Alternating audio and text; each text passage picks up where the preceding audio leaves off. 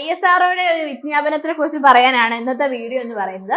നിങ്ങൾ എല്ലാവർക്കും അറിയാം ISRO ജോലി എന്ന് പറയുന്നത് എത്രത്തോളം പ്രിവിലേജ് ഉള്ള ജോലിയാണ്. അതും ഒരു സയന്റിഫിക് എഞ്ചിനീയറായി ISROയിൽ കിട്ടിയാലോ?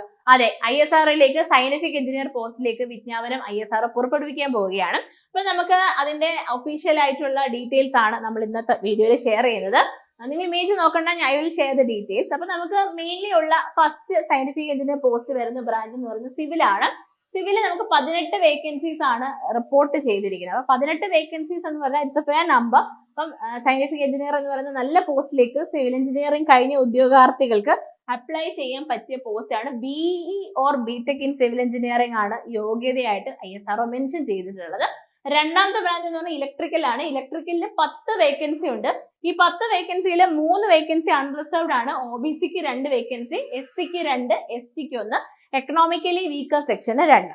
സിവിലിന് 18 വേക്കൻസികളിൽ അൺറിസർവ്ഡ് 7, OBCക്ക് 4, SCക്ക് 4, STക്ക് 1, എക്കണോമിക്കലി വീക്കർ സെക്ഷന് 2. അതുപോലെ തന്നെ നമുക്ക് നമ്മുടെ ഫിസിക്കലി ചലഞ്ച്ഡ് ആയിട്ടുള്ളവർക്ക് വേക്കൻസി റിസർവ് ചെയ്തിട്ടുണ്ട് സിവിൽ. അപ്പൊ ടോട്ടൽ വേക്കൻസീസ് ആണ് 18 പറഞ്ഞിരിക്കുന്നത്.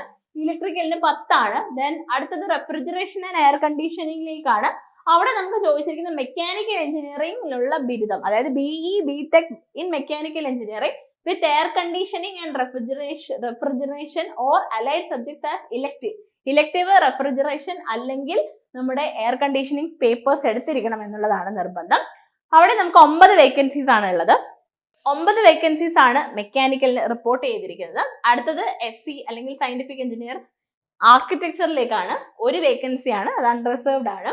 ദെൻ നമുക്ക് സിവിൽ തന്നെ നമുക്ക് വേറൊരു ഓട്ടോണമസ് ബോഡിയിലേക്ക് സയന്റിഫിക് എഞ്ചിനീയർ പോസ്റ്റിലേക്ക് 1 വേക്കൻസി അൺറിസർവ്ഡ് ആയിട്ട് പറഞ്ഞിട്ടുണ്ട്. സോ സിവിൽ, മെക്കാനിക്കൽ, ഇലക്ട്രിക്കലുകാർക്കുള്ള ഒരു അലേർട്ടാണ് ആർക്കിടെക്ചറുകാർക്കും.